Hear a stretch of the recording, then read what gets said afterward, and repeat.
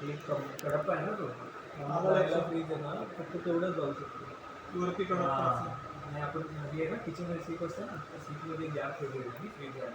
तुम्ही राहायला कुठे आता? आणि पण होत असते हे बघा याच्यामध्ये कसं आहे माहिती का, आता इन केस तुम्हाला असं दिलं ऑटो कूलेट फ्रीज देतं घेतला हा घेतला असता मग तो खूप घेतला असता तेवढाच होता एवढा मोठा.